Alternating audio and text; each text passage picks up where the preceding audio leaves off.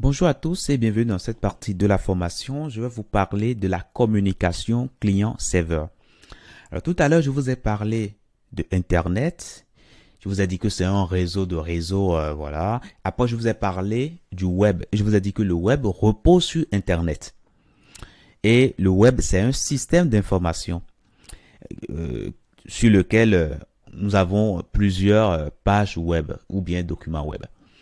Et donc, très souvent, nous, en tant qu'humains, on a besoin des informations qui nous amènent parfois à aller sur Internet, aller sur le web, pour être plus concret, et chercher ces informations-là. Alors, souvent, qu'est-ce qu'on fait? On prend notre ordinateur et on ouvre tout simplement un navigateur. Alors, si vous voulez, je vais ouvrir rapidement un navigateur, vous allez voir. Donc, voici un navigateur.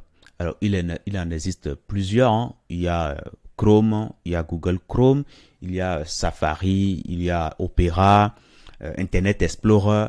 Bref, il y a beaucoup de navigateurs. Donc, lorsqu'on a besoin des informations, on vient sur notre navigateur, on ouvre notre ordinateur tout simplement et on va sur le navigateur. Donc, en gros, c'est le navigateur que nous appelons le client web. Le client, puisque c'est lui qui demande des informations.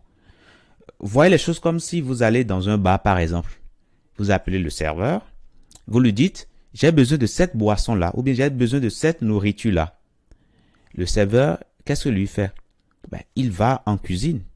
Il regarde, il y a ce que vous demandez.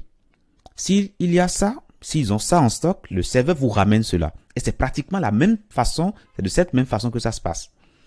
Le navigateur de l'utilisateur, c'est le client web. Et puis, nous avons le serveur web le serveur web, c'est tout simplement un ordinateur. C'est un puissant ordinateur qui héberge les pages web. Donc, en gros, lorsque le client web, c'est-à-dire le navigateur ici, va faire une demande d'une page, par exemple, on va parler ici de quoi? On va parler d'envoi de requêtes HTTP ou HTTPS. Alors, quand on parle de requête, c'est comme une demande. Vous voyez, le navigateur fait une demande. Il envoie une lettre pour demander au serveur, ah tiens, je veux telle chose.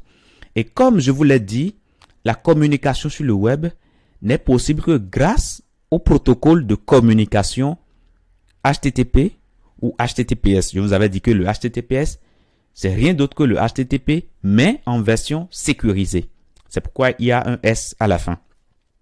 Donc, en gros, le navigateur, il va formuler sa demande au serveur. Le serveur, qu'est-ce que le serveur va faire? Le serveur va regarder. Mais est-ce qu'il y a des pages web qui répondent à la demande du client?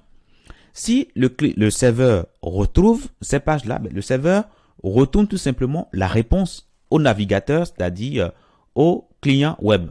Voilà. Le client web maintenant va s'occuper maintenant de l'affichage de la réponse. Donc voilà comment se fait la communication entre un client et un serveur.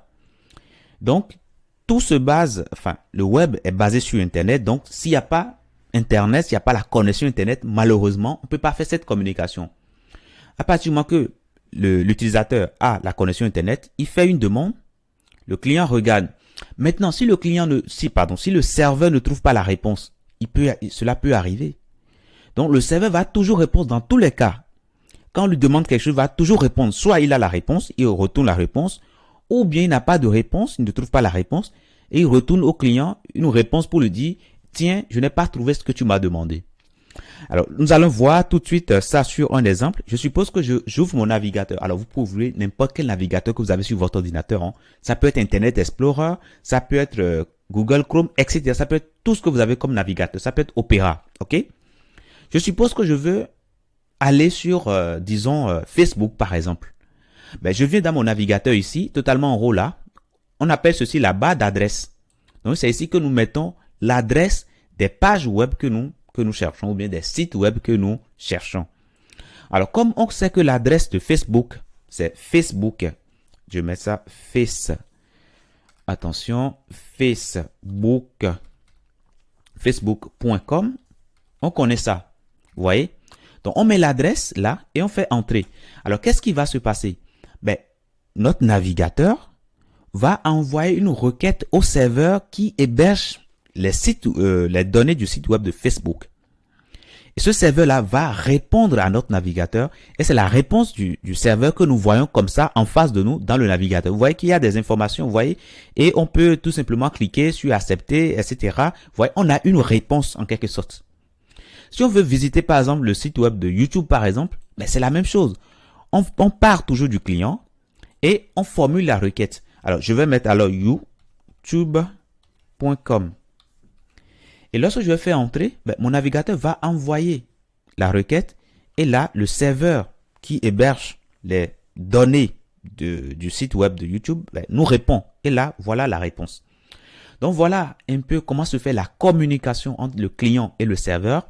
Je vous dis merci et à tout de suite dans la prochaine.